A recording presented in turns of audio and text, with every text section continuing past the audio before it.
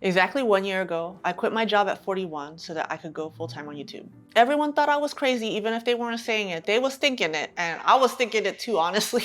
But 3 months after I quit my job, I was able to have my first $12,000 month. Nowadays, I'm averaging between 15 and 20,000 a month. And so needless to say, I'm not going back. I have a total of 3 channels, including this one, that all make money. Today, I'll share with you my unfiltered story about how we got here, the tipping point that made me take the leap, the terrifying first few months, and what I tell anyone right now who's thinking about doing the same thing. So let's get into it. First of all, guys, just to give you an idea of where I'm coming from, I had a part-time property management gig, and that helped pay the bills along with a few properties. So I was getting rent every month, and it wasn't bad because for a while I was so into real estate. So it made sense for me to be able to learn all I could from someone else who's doing it. But as I got more into it, I realized that I don't like real estate that much, and I didn't want to manage someone else's tenants forever. And in real estate, over time, I came to realize there's just so many fires you have to put out. It's exciting in that no day is exactly the same. That's great for my ADHD side. But at the same time, as my boss's portfolio grew, we just got more and more problems, and it was stressing me out. I was only supposed to be working 15 to 20 hours a week. That's what I had signed up for. But a whole bunch of things started hitting the fan like a year in. It just got crazy. It got wild. We have some wild tenant stories. I was not here for it anymore. And I realized it was just causing so much stress. I was working 30 to 40 hours. So yeah, I was making more money. It's nice to have that consistent paycheck, but at what cost? I was already trying to grow my YouTube channel. I was making a few bucks here and there, but it's like because things were getting so wild at work and it was becoming more than I had anticipated, I had no more creative energy. I had no more time to film. It was just work, church, family, and it's like there was just no time for that creative side of me anymore. At the end of the day, I was building someone else's dream. Every day was just reacting to other people's problems, and it was just spreading me really thin. So while on the outside, we was looking comfortable, everything was looking all right, and I realized that comfortable is like the most dangerous place you can be in your 40s. I've seen it around me, like not just with work, but even just with health. People my age, we not sprightly no more. We hadn't been eating right, we hadn't been exercising. Once you get to your 40s, it's starting to show. And I realized that I was starting to fall into the comfort trap, the security trap, feeling like, hey, I got a steady paycheck. I have enough to make ends meet, just have to work enough hours. But my days were just at the mercy of whatever was going on with the tenants. And I just couldn't do it anymore. I remember sitting in my car one day after work. I literally had just driven home from the office. I was supposed to be done. It's a Friday. I had already worked like 25 hours that week. It was just wild. I don't know. There was police. There was like firefighters. There wasn't even no fire, but it was just like, even though I had just pulled up in front of my house, I had to go drive an hour to one of our apartment complexes and handle some stuff because there was restraining orders. I didn't sign up for this. I signed up for this, but not this. And I just realized like I was literally already in front of my house and I still had to go take care of this because that was my job and there wasn't anything I could do about it. And that was the point where I realized I wasn't here for it anymore. At the same time too, I had started making some decent money on YouTube. Like I started landing some sponsorships regularly, things like that. And so I had actually just had a month that was like $2,000. And that was a big deal for me because still in AdSense, I only had like 10K subs, something like that. In AdSense, you're only getting like $100 a month still. But to have some sponsors, some affiliates and stuff, I was having like 2K months. And I was like, this is how much I earn at my property management job. Like if I work 15 to 20 hours a week, I earn 2K for the month. And I was like, if I can just go all in on YouTube, I could cover what my part-time gig was giving me. But it's like right now, I can't split my energy between the two of them. My brain just can't do it. And now knowing what I know about my autism and my ADHD, my brain was like, no. At that time, I didn't even know that I had autism and ADHD. That's a whole story for another day. That's one of my other channels actually. But I just had to be okay with the fact that I couldn't handle everything. I kept dropping the balls and I was like, I don't want to do this anymore. I want to just go all in on YouTube and trust that I can make at least enough to replace my property management income. So I was coming up on working 2 years for my boss, and he's a great boss, but I think we both already knew that we needed more help. Like I was doing so much admin stuff and property management stuff. That's why I wasn't able to handle it all. And I was doing accounting too. So all the stuff I was trying to juggle was actually for like 4 people, really. Now I've been gone a year and I found out that he now has like, I think 7 VAs because he has since started a separate business. So he's got like 3 VAs in one business and like 4 VAs in another. And I was trying to do all of that. So I don't feel so bad anymore, guys. All this to say, I had to have that conversation with him. And I just straight up told him, I was like, you know, I've loved working for you and it's been great, but I don't think this isn't what I meant to do. And he understood because he had seen me having these successes on YouTube up until that point. Like when I had my first video go viral and then just starting to get sponsorships every few months, things like that. He was like so supportive and so excited for me on my journey. But he also saw that I was continuing to grow and continuing to earn more money. So it wasn't a complete surprise to him. I did tell him though that I will help him find somebody else to do the property management. I'll help him hire somebody else. And, you know, I'll help him to also find some more VAs because we already knew that we needed some VAs. So we have been trying VAs, but the VAs, it was a learning curve, like hiring the VAs also. If any of you guys out there are good VAs, I'm looking for a VA. Side note. Okay, but moving on, guys. So me quitting, it was, he knew that it was coming and he totally understood. And so I gave him a month's notice so that we could work together to find my replacement and have everything like going all right before I hop off. So I'm super thankful. To this day, we're still really good friends. We keep updated and he wants to start a channel at some point. So he gonna be calling me whenever he ready for that.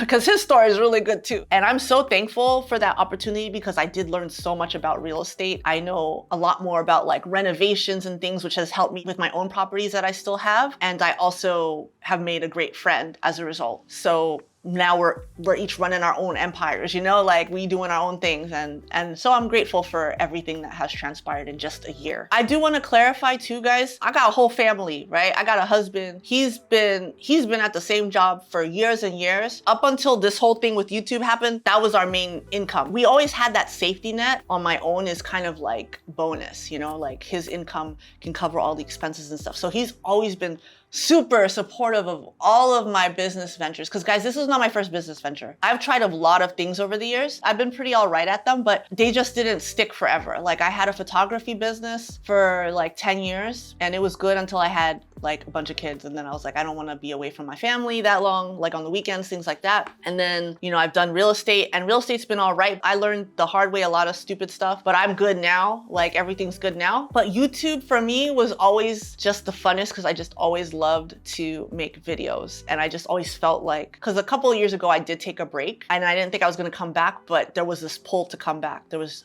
always a pull, like a nagging feeling that I should be making videos. And I had so much fun with that creative side of me. I'm so glad that I came back because there was a time where I thought I was not ever going to pick up the camera again, but none of this right here wouldn't be happening. And that's wild to even think about that. So yeah, I quit a year ago and the first few months was a bit rocky, a bit uncertain just because I didn't have so many sponsors lined up or anything. But then like a wild thing happened and it's that some of the videos I had made like 6 months prior. So all my videos that I had been making up until that point started showing up in search and generating sales, affiliate commission on a bigger scale than previously. Like I used to get 4 or 5 sales for my floor futons, but then I noticed somewhere around May, I was getting like 20, 30 sales. And so when I noticed that was happening, I was like, I need to double down on talking about these futons because I love the futons. And apparently people are looking for more information on the futons. I started making libraries. I'm like, how thick do you want your futon? I tried 2 different futons. I'll let you know which one is better. I tried these tatami mats with the futon, like all this stuff. I started showing up in the Google search. Futon is my keyword. If you search it on the Google and you go to the videos, you're gonna see me.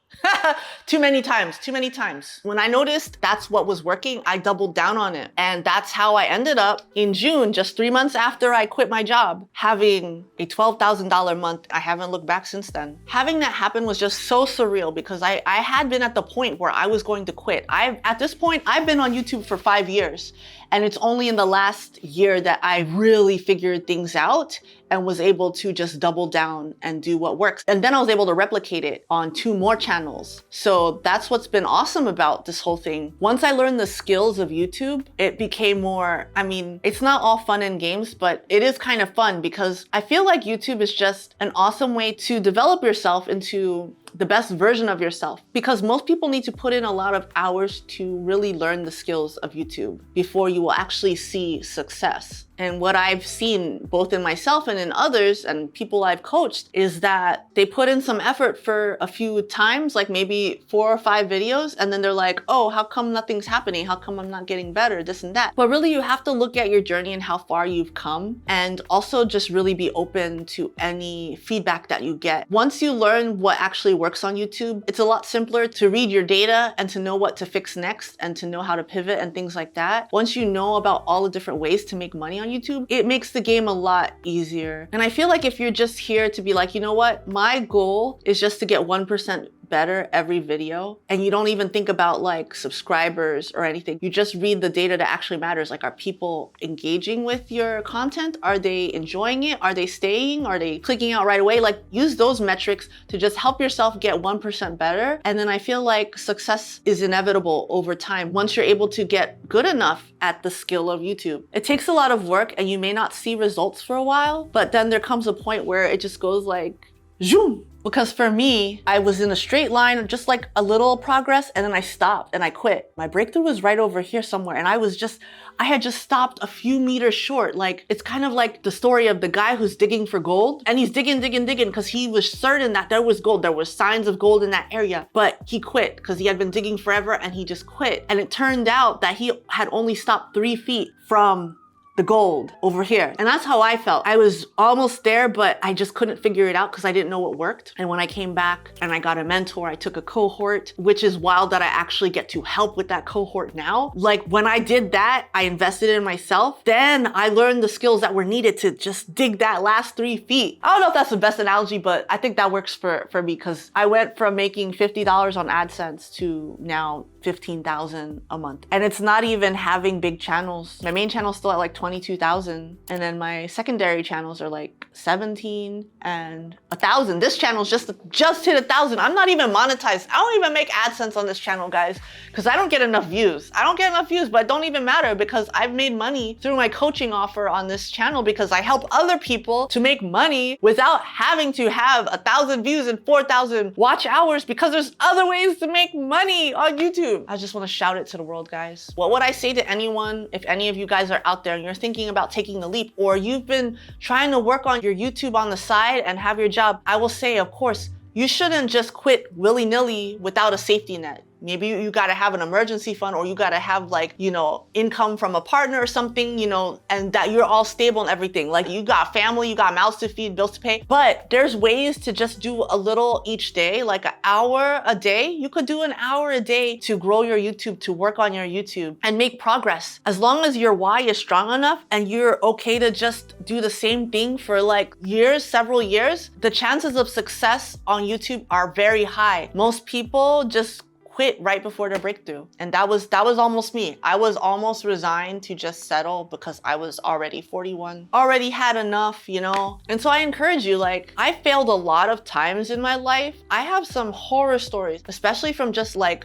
bad business choices. I have all of that, but I think that that's just what helped me to be okay with failure and with not making progress, because the growth that I've experienced along the way, the person I am now compared to who I was even just like a couple of years ago, there's something that makes me feel alive because I get to create videos on YouTube. I get to connect with other people that have similar interests. I get to help other people through my videos. There's something about that process where you get to create value out of nothing. Like, wealth is something that you create. It's not something that you're stealing from other people. It's something that you create with your skills that you have. Everyone has unique gifts. I've been reading this book recently, 10x is better than 2x, and it's so in my head, but I really believe it, that everyone has unique gifts that they can share with the world. It's just, I don't think we have enough brain space sometimes because we're dealing with our basic needs. And so sometimes we just don't have that space. But if we can find a way to take out the stuff that doesn't matter, maybe it's minimalism where you just focus on the stuff that actually matters and you cut out the crap, you would find so much more time so that you could have the time for everything. You could have the time to create, you could have the time for your family, you could have the time for your faith, everything. There's a way, but I think in society, we're just so busy with noise. There's just so much going on. There's all the social media, even sports, politics, everything. So all of this to say is, like, failure is not a bad thing. And I think